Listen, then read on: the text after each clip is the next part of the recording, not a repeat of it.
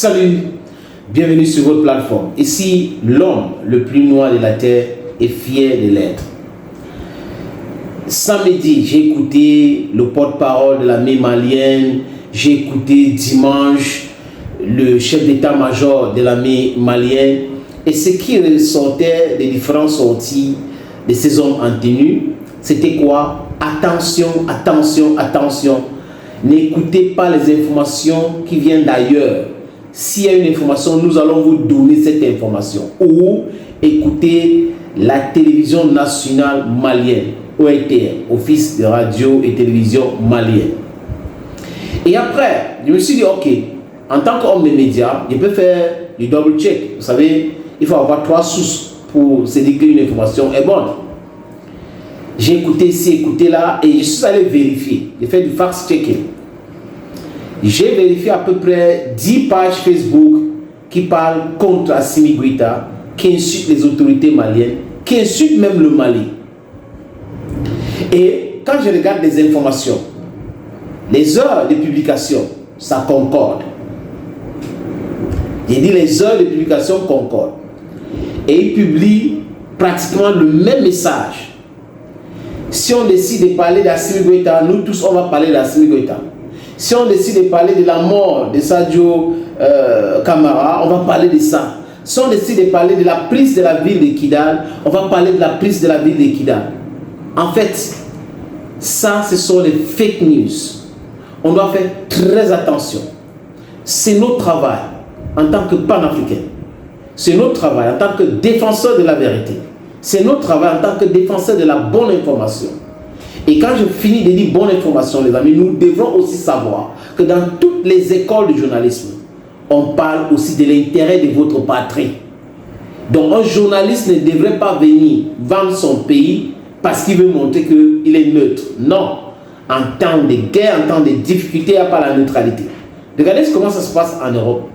Regardez les chaînes européennes. Ils prennent parti pour qui? Même quand c'est dans le non-sens. Mais pourquoi chez nous, on n'arrive pas à comprendre cela? Je n'arrive pas à comprendre comment on va donner l'argent à un Africain pour publier une information pour décourager, démoraliser les femmes. Tu prends l'argent, tu publies cette information-là. Et tu es sérieux dans ça. Oh, le Mali est tombé, oh, c'est fini, Assimi Goïta est en train de se cacher, il a même fui au Mali. Il est maintenant au Niger, tantôt il est au Burkina Faso. Des fausses informations. C'est comme l'information comme quoi les djihadistes qui auraient pris Kidal, parce que Kidal n'est pas tombé. Vraiment, ils ont négocié avec les Russes pour laisser partir les troupes russes. Après, ils montrent certaines images. Du fake, du but en bout, les amis. Allez sur Sputnik. Vous allez voir des informations là. Vous allez comprendre. Mais même la diplomatie russe devrait communiquer sur cette information. Parce que c'est une information gravissime. Donc quand ça vient des France 24, prenez cela avec beaucoup de pincettes. Même considérez que c'est le mensonge. Parce que la propagande, c'est le mensonge, c'est la manipulation. On manipule les consciences, on raconte des choses pour faire les plaisirs aux gens qui payent. Donc Emmanuel Macron, depuis Montpellier, son histoire des sommets avec les Africains et la société civile, là, Emmanuel Macron paye les pages Facebook, les influenceurs ou certains qu'on crée pour pouvoir défendre la France, noircir l'image des souverainistes africains. Et de façon systémique. Je veux dire de façon systématique, désolé. Ils font cela. Ils vont s'attaquer à Assimi Goïta. Quand ils finissent d'attaquer à Assimi Goïta, ils vont s'attaquer à Ibrahim Traoré. Quand ils finissent avec Ibrahim Traoré, ils vont s'attaquer à Abdourahmane Tiani. Parfois même, ils prennent en charge Ousmane Sonko, qui a osé dire que non, il faut revoir la monnaie française. Donc, de façon systématique, vous avez des ensevelis qui disent qu'ils sont des Africains, alors que certains sont payés, certains sont des Européens même, qui se cachent derrière les pages et des services secrets français pour faire ce travail-là, parce qu'ils savent qu'aujourd'hui, ce sont les nouveaux médias qui ont pignon sur rue. Donc, si on passe notre information sur les nouveaux médias, ça va toucher des millions et des millions de gens. On doit faire très attention. Il y a tellement de trolls. La France paye tellement de personnes sur les réseaux sociaux aujourd'hui que c'est pas chaque page que vous regardez, je vous l'ai dit.